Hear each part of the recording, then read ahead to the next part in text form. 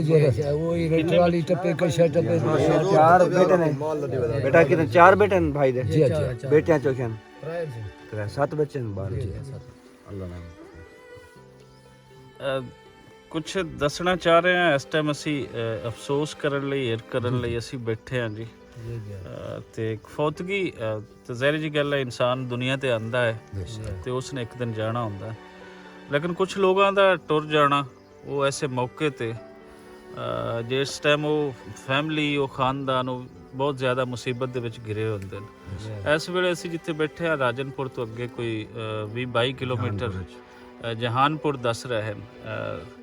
ਸ਼ਾਹਨਵਾਜ਼ ਸਾਹਿਬ ਸਾਡੇ ਦੋਸਤ ਹਨ ਰਾਜਨਪੁਰ ਦੇ ਵਿੱਚ, ਇੱਥੇ ਅਸੀਂ ਇਕੱਠੇ ਹੀ ਆਏ ਹਾਂ। ਇਹ ਦੱਸਦੇ ਨੇ ਕਿ ਇੱਕ ਤਾਂ ਮੁਸੀਬਤ ਇੱਥੇ ਜਿਹੜੀ ਫਲੱਡ ਵਾਲੀ ਹੈ ਉਹ ਪੂਰਾ ਏਰੀਆ ਪੂਰੇ ਘਰ ਇਹ ਇਹਨਾਂ ਦੇ ਗਿਰ ਗਿਆ ਸਾਰਾ। ਤੇ ਫਿਰ ਇੱਕ ਦੋਸਤ ਇਹਨਾਂ ਦੇ ਸਨ ਇੰਤਹਾਈ ਵਿਚਾਰੇ ਖਿਆਲ ਰੱਖਣ ਵਾਲੇ ਫੈਮਿਲੀ ਦਾ, ਬੱਚੇ ਨੇ ਉਹਨਾਂ ਦੇ ਇਹ ਪਿੱਛੇ ਬੈਠੇ ਨੇ ਤੇ ਉਹਨਾਂ ਦੀ ਉਹ ਕਹਿੰਦੇ ਨੇ ਕਿ ਰਾਸ਼ਨ ਲੈਣ ਉੱਥੇ ਰਾਜਨਪੁਰ ਗਏ ਨੇ ਤੇ ਟੈਂਟ ਕੋਈ ਅਨਾਉਂਸ ਹੋਇਆ ਕਿ ਟੈਂਟ ਮਿਲ ਰਹੇ ਨੇ, ਕਿਉਂਕਿ ਘਰ ਗਿਰ ਗਿਆ ਸੀ ਤੇ ਟੈਂਟ ਲੈਣ ਗਏ ਨੇ। ਤੇ ਸਰਫਰਾਜ਼ ਸਾਹਿਬ ਸ਼ਾਹਨਵਾਜ਼ ਸਾਹਿਬ ਕੁਝ ਦੱਸੋ ਕਿ ਕੀ ਵਾਕਿਆ ਕਿਸ ਤਰ੍ਹਾਂ ਹੋਇਆ ਜੀ। ਫਲਕ ਸ਼ੇਰ ਭਾਈ ਨੇ ਜੀ ਸੁਰਾਣੀ ਸਾਹਿਬ ਜੀ ਸਾਡੇ ਮਕਾਮੀ ਇਲਾਕੇ ਦੇ ਤੇ ਉਹ ਜ਼ਾਹਿਰ ਹੈ ਫਲੱਡ ਤੇ ਸਾਰੇ ਏਰੀਆ 'ਚ ਵੀ ਹੈ, ਉਹਨਾਂ ਦਾ ਵੀ ਘਰ ਡੈਮੇਜ ਹੋਇਆ ਤੇ ਉਹਨਾਂ ਨੇ ਵੀ ਟੈਂਟ ਵਾਸਤੇ ਰਾਬਤਾ ਕੀਤਾ ਸੀ ਤੇ ਉਹ ਜਦੋਂ ਰਾਜਨਪੁਰ ਟੈਂਟ ਲੈਣ ਆਏ ਨੇ ਤੇ ਉਹਨਾਂ ਦਾ ਐਕਸੀਡੈਂਟ ਹੋਇਆ ਜੀ ਤੇ ਉਸ ਐਕਸੀਡੈਂਟ 'ਚ ਉਹਨਾਂ ਦੀ ਫੌਤ ਹੋ ਗਈ, ਡੈਥ ਹੋ ਗਈ ਉਹਨਾਂ ਦੀ। ਉਹਨਾਂ ਦੇ ਜ਼ਾਹਿਰ ਹੈ ਇੱਕ ਤੇ ਪਹਿਲੇ ਫਲੱਡ ਦੀ ਮੁਸੀਬਤ ਸੀ, ਫਿਰ ਜ਼ਾਹਿਰ ਹੈ ਘਰ ਦਾ ਸਰਬਰਾਹ ਚਲਾ ਗਿਆ, ਉਹਨਾਂ ਦੀ ਵਜ੍ਹਾ ਤੋਂ ਜ਼ਾਹਿਰ ਹੈ ਉਹਨਾਂ ਦੀ ਜਿਹੜੀ ਮੁਸੀਬਤ ਸੀ ਉਹ ਦੋਹਰੀ ਹੋ ਗਈ। ਤੇ ਅਸੀਂ ਜ਼ਾਹਿਰ ਹੈ ਜਿੰਨੇ ਵੀ ਦੋਸਤ ਕੋਸ਼ਿਸ਼ ਕਰ ਰਹੇ ਨੇ, ਕੋਸ਼ਿਸ਼ ਕਰਦੇ ਆ ਕਿ ਇਹਨਾਂ ਦੀ ਜਿੰਨੀ ਵੀ ਹੋ ਸਕੇ, ਜਿਸ ਤਰ੍ਹਾਂ ਵੀ ਹੋ ਸਕੇ, ਜਿਸ ਸ਼ਕਲ ਵਿੱਚ ਹੋ ਸਕੇ, ਆਪ ਆ ਕੇ ਉਹਨਾਂ ਦੀ ਇਮਦਾਦ ਕਰਨ ਤੇ ਬਿਹਤਰ ਰਹੇਗਾ। ਉਹਨਾਂ ਦੇ ਇਹਨਾਂ ਦਾ ਕੀ ਨਾਮ ਜਿਨ੍ਹਾਂ ਦੀ ਡੈਥ ਹੋਈ ਐਕਸੀਡੈਂਟ ਫਲਕ ਸ਼ੇਰ ਕੀ ਨਾਮ ਹੈ, ਥੋੜਾ ਜਿਹਾ ਐਡਰੈਸ ਅਗਰ ਦੱਸ ਸਕੀਏ। ਫਲਕ ਸ਼ੇਰ ਕੀ ਜ਼ਾਤ ਕੀ ਸੀ? ਫਲਕ ਸ਼ੇਰ ਸੋਰਾਣੀ ਨੇ ਜੀ। फलक शेर बलते शाह मुराद ਵਲ ਸ਼ਾਹ ਮੁਰਾਦ ਹੈ ਉਹਨਾਂ ਦਾ ਸੋਰਾਣੀ ਔਰ ਇਹ ਪਿੰਡ ਬਸਤੀ ਚੱਕਡਾਟ ਯੂਨੀਅਨ ਕੌਂਸਲ ਜਹਾਨਪੁਰ ਦੇ ਅੰਦਰ ਇਹ ਪੈਂਦਾ। ਤੇ ਬੜੀ ਤਕਲੀਫ ਹੋਈ ਔਰ ਜਦੋਂ ਸੁਣਿਆ ਅਸੀਂ ਰਾਜਨਪੁਰ ਬੈਠੇ ਸੀ ਤੇ ਅੱਜ ਕੁਝ ਅਸੀਂ ਜਿਹੜੇ ਫਲੱਡ ਇਫੈਕਟਡ ਏਰੀਆਜ਼ ਉੱਥੋਂ ਕੁਝ ਅਸੀਂ ਜਿਤਨੇ ਜੋਗੇ ਹਾਂ ਆਪਣਾ ਕੁਝ ਕਰਨ ਇੱਥੇ ਆਏ ਸਾਂ। ਤੇ ਜਦੋਂ ਇਹ ਸੁਣਿਆ ਤੇ ਅਸੀਂ ਕਿਹਾ ਕਿ ਉਹ ਬਾਕੀ ਸਾਰੇ ਕੰਮ ਬਾਅਦ ਵਿੱਚ ਪਹਿਲੇ ਉਹਨਾਂ ਨੂੰ ਜਾ ਕੇ ਮਿਲਿਆ ਜਾਵੇ, ਉਹਨਾਂ ਦੇ ਨਾਲ ਜਿਹੜਾ ਹੈ ਦੁੱਖ ਹੈ ਉਹਨਾਂ ਦੇ ਨਾਲ ਉਹ ਸਾਂਝਾ ਕੀਤਾ ਜਾਵੇ। ਹੋਰ ਕੁਝ ਨਹੀਂ ਹੋ ਸਕਦਾ, ਇਹੀ ਹੁੰਦਾ ਹੈ ਕਿ ਦਿਲਾਸਾ ਦਿੱਤਾ ਜਾ ਸਕੇ। ਔਰ ਅਸੀਂ ਦਿਲਾਸੇ ਦੇ ਨਾਲ ਨਾਲ ਅਗਰ ਕੋਈ ਸਾਨੂੰ ਸੁਣ ਪਾਉਂਦਾ ਹੈ, ਕੋਈ ਸਾਡੇ ਤੇ ਜੋ ਅਸੀਂ ਕਰ ਰਹੇ ਹਾਂ ਉਹ ਤੁਹਾਡੇ ਸਾਹਮਣੇ ਹੈ। ਤੇ ਇੱਕ ਜਿਹੜੀ ਸਾਡੀ ਦਰਖਾਸਤ ਹੈ, ਇੱਕ ਮਿੰਨਤ ਹੈ, ਉਹ ਇਹ ਹਨ ਕਿ ਉਹਨਾਂ ਦੇ ਇਹ ਬੱਚੇ ਹਨ, ਇਹ ਉਹਨਾਂ ਦੇ ਬੱਚੇ ਹਨ ਤਿੰਨ ਪੁੱਤਰ ਇੱਕ ਬਹੁਤ ਸ਼ੀਰਖਾਰ ਹੈ। ਹਾਂ ਤੇ ਕਰਨ ਵਾਲਾ ਉਹਨਾਂ ਦਾ ਕੋਈ ਨਹੀਂ ਤੇ ਆਪ ਉਹਨਾਂ ਦੀ ਡੈਥ ਹੋ ਗਈ, ਮਕਾਨ ਵੀ ਉਹਨਾਂ ਦੇ ਢਹਿ ਗਏ। ਤੇ ਦੇਖ ਕੇ ਤੇ ਸੁਣ ਕੇ ਬੜਾ ਦਿਲ ਦੁਖੀ ਵੀ ਹੈ ਕਿ ਮੁਸੀਬਤਾਂ ਜਿਹੜੀਆਂ ਹਨ ਉਹ ਸਾਰੀਆਂ ਇਹ ਜਿਹੜਾ ਗਰੀਬ ਤਬਕਾ ਹੈ ਉਹਨਾਂ ਵਾਸਤੇ ਹੀ ਕਿਉਂ ਹੁੰਦੀਆਂ, ਲੇਕਿਨ ਇਹ ਮਾਲਿਕ ਦੀ ਮਰਜ਼ੀ, ਕੁਦਰਤ ਦੀ ਮਰਜ਼ੀ।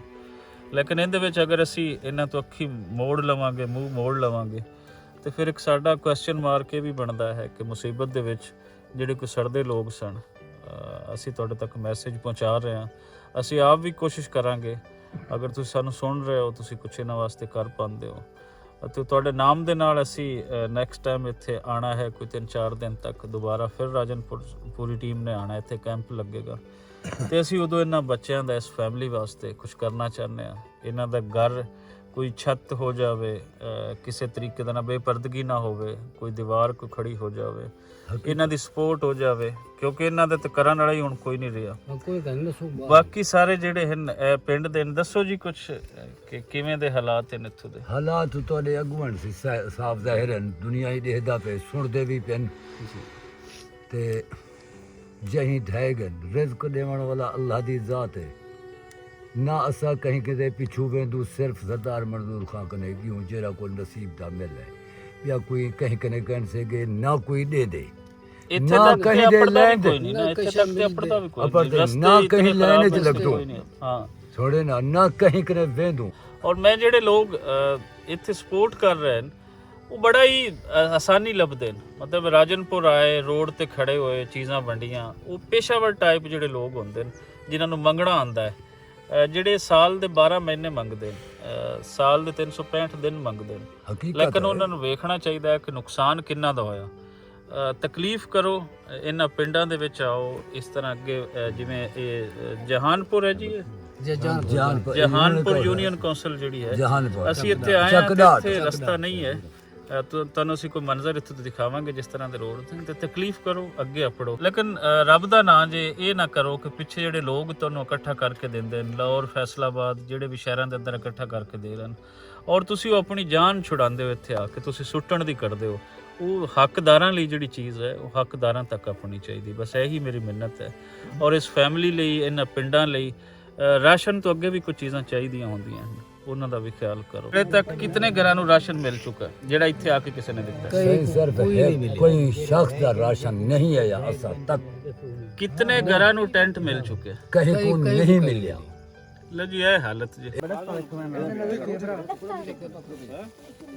ਮੈਂ ਦੁਬਾਰਾ ਆਵਾਂਗਾ, ਠੀਕ ਹੈ, ਤੇ ਫਿਰ ਠੀਕ ਹੈ, ਦੁਬਾਰਾ ਮੈਂ ਆਣਾ, ਪਰੇਸ਼ਾਨ ਨਹੀਂ ਹੋਣਾ, ਠੀਕ ਹੈ, ਤੇ ਆਪਾਂ ਮਿਲ ਕੇ ਨਾ ਕੁਝ ਆਪਣੇ ਘਰ ਵਾਸਤੇ ਵੀ ਕਰਾਂਗੇ। ਹੈ ਇਹਨਾਂ ਦੀ ਤਾਲੀਮ ਦਾ ਵੀ ਕੰਟੀਨਿਊ ਕਰਾਂਗੇ। ਠੀਕ ਹੈ, ਤੁਸੀਂ ਪੜ੍ਹਦੇ ਹੋ ਨਾ? जी पढ़ते हैं। ਅੱਛਾ ਅੱਛਾ, ਤੁਹਾਡੀ ਸਕੂਲੇ ਵੀ ਜਾਣਾ ਹੈ, ਛੱਡਣਾ ਨਹੀਂ, ਸਕੂਲੇ ਜਾਣਾ ਨਹੀਂ ਛੱਡਣਾ, ਠੀਕ ਹੈ। ਤੇ ਇਹ ਕੁਛ ਨਾ ਆਪਣੀ ਅੰਮੀ ਨੂੰ ਤੁਸੀਂ ਦੇਣਾ, ਠੀਕ ਹੈ, ਤਾਂ ਕਿ ਕੁਛ ਬੇਟਾ ਲੋ, ਠੀਕ ਹੈ, ਸਪੋਰਟ ਹੋ ਜਾਵੇ ਤੇ ਫਿਰ ਛੇਤੀ ਹੀ ਦੁਬਾਰਾ ਤੋਂ ਨਾ ਇੱਥੇ ਮੈਂ ਆ ਸਕਾਂ। ਹਾਂ ਪਿੱਛੇ ਫਿਰਨੇ ਨਾ ਮਿਲਣਾ, ਪਰਚੇ ਫਿਰਨੇ ਵੇਲੇ। ਠੀਕ ਹੈ, ਇਹ ਮੱਛਰਦਾਨੀ ਹੈ, ਇਹ ਤੁਸੀਂ ਬਲਕਿ ਘਰ ਵਾਸਤੇ ਨਾ 2 ਲੈ ਜਾਓ, ਇਹ ਤੁਸੀਂ ਵੀ ਲੈ ਜਾਓ, ਠੀਕ ਹੈ। ਹਾਂ, ਇਹ ਤਿੰਨ ਹੋ ਗਈਆਂ, ਠੀਕ ਹੈ।